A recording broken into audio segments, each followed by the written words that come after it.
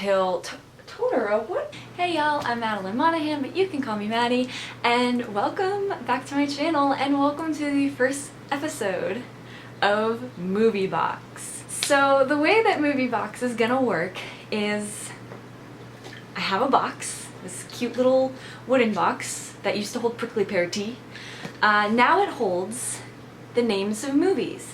And the trick with this is that within this box is a lot of movies that I either don't want to see or have seen and do not like. So how this is going to work is I'm going to draw one of the movies from the box and I'm going to have to watch it no matter what it is, and then I am going to talk about it once I am done viewing it.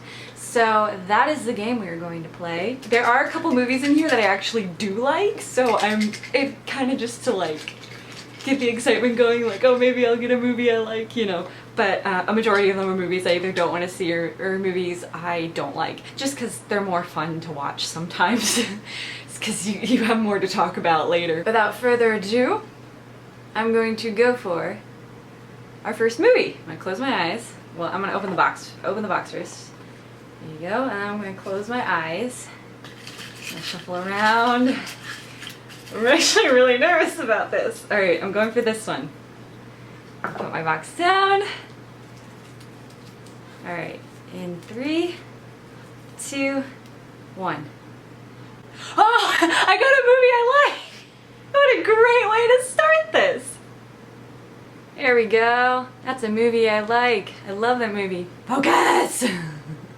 Thank you. I'm going to be watching 310 to Yuma, which if you guys saw my introduction, or not my introduction video, but if you guys saw my Project Arizona video, you'll know that 310 to Yuma is the reason why I love Westerns. The only problem is, I do not own a physical copy of 310 to Yuma.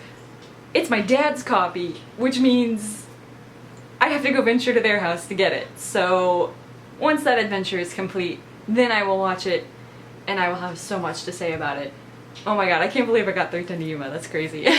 Starting Movie Box off with a good one. I like it. It's a good way to start.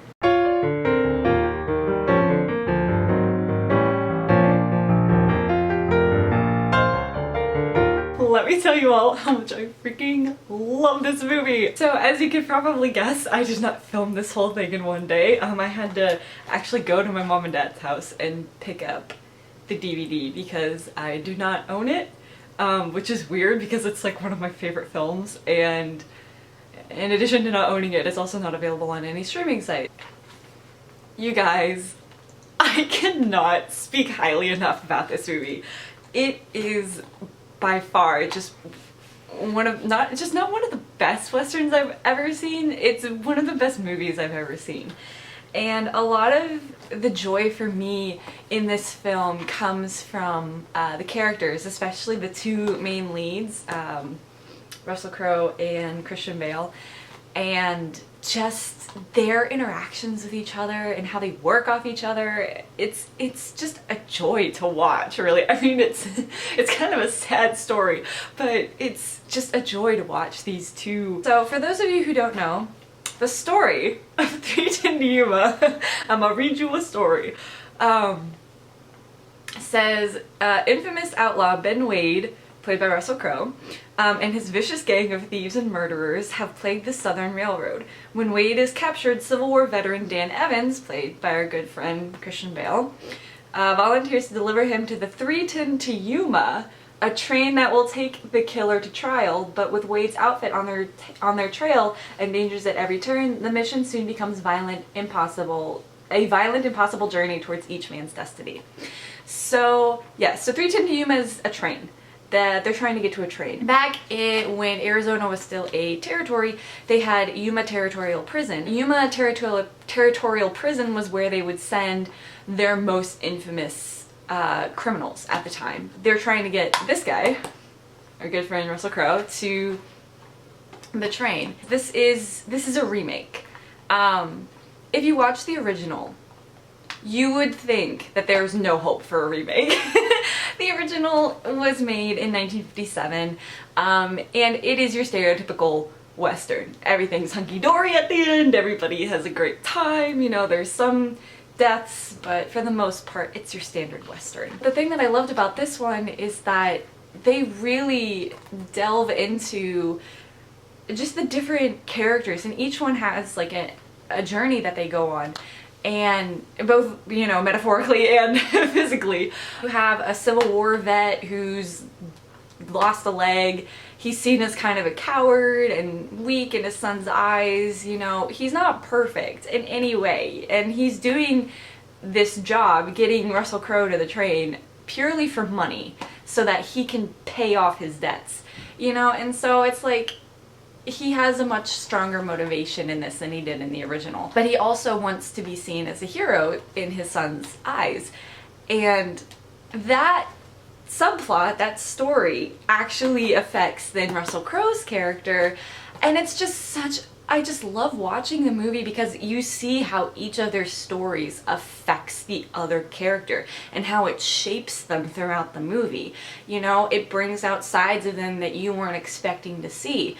And to the point where by the end of the movie, these two people who are complete opposites and honestly did not really have any kind of liking for each other kind of have a weird friendship at the end. You know, they learn to understand each other, and they learn to, like, you know, kind of accept the other's story for what it is. This is the first Western that I had seen where I actually felt attached to the characters. You know, like the side characters, obviously you're not gonna get that much development with them. Like, there are a lot of side characters. It's a Western, so there are a lot of side characters. It's so well done, so well written, well acted, well paced. I did have some complaints about it. Like all movies, this isn't like a completely perfect film. There's no such thing as a perfect film. I have seen this movie a million times. I have seen it so many times, and yet whenever I watch it, it still like excites me and I get drawn into it. I put it in this morning thinking like, oh, I'm just gonna watch, you know, it as I do other things. And no, I've been sitting on the couch for like 2.5 hours because it just sucks you in. It grabs your attention and it holds it. And it's like, no, you do not want to miss this. You sit and you stay. It keeps you invested. It keeps you interested. You want to see how this goes. You want to see how it ends. That to me is a sign of a great movie, is that no matter how many times you go back and watch it, you're still totally invested in it and you want to watch the whole thing. You don't want to miss a minute of it. So the one thing I did not fully understand about this film though is that there's Ben Wade has a lady friend at the beginning, and I don't know if they know each other or if they just met and he recognized her from somewhere else, or if they had a previous thing.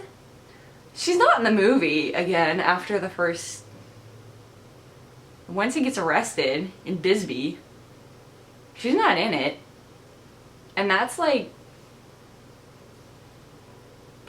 10-15 minutes into the movie. So I don't actually know what the point of her character is, other than to serve as a plot device for Ben Wade to get captured. That is the only reason I can think that this character is in this movie. Like, I don't even know her name. She's just the barkeep who used to be a singer at a club that Ben Wade went to. Also, Totoro is doing this with me. So I'm not entirely sure what her deal was. I have no idea.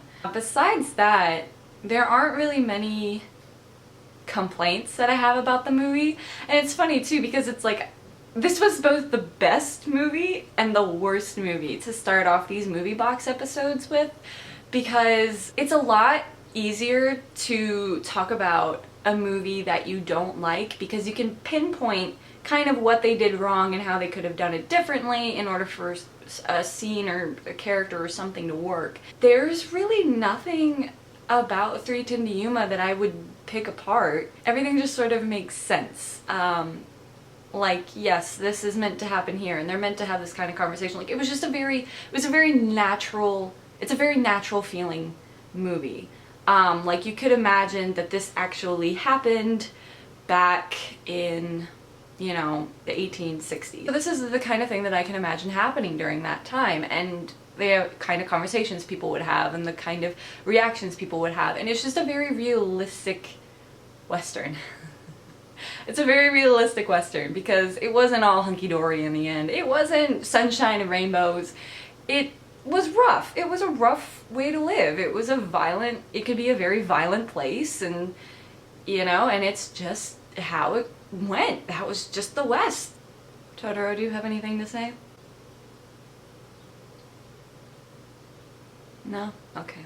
I would definitely recommend 3:10 to Yuma to people who are interested in the Western genre, but also I would recommend 3:10 to Yuma to just anybody because it is a freaking fantastic film, and I think it is worth watching and definitely worth studying. Just anybody and everybody, watch this movie, please. It's so good. You will not regret it because it is fantastic. This movie is 13 years old, so if you haven't seen it, you need to get on that. You're not gonna want to miss any minute of this, and you're gonna want to watch it again, and that's a good movie right there. Alright, Totoro, help me do an outro. Thank you so much for watching my first episode of Movie Box. Totoro's gonna be hanging out with me. He lives on the couch anyway, so he's gonna be hanging out with me during these episodes. So you might not get his opinion, but you will see him. I hope you guys have a great day, and I will see you guys in my next video. Bye! Bye! You want to watch it. You want to see it! If you haven't already.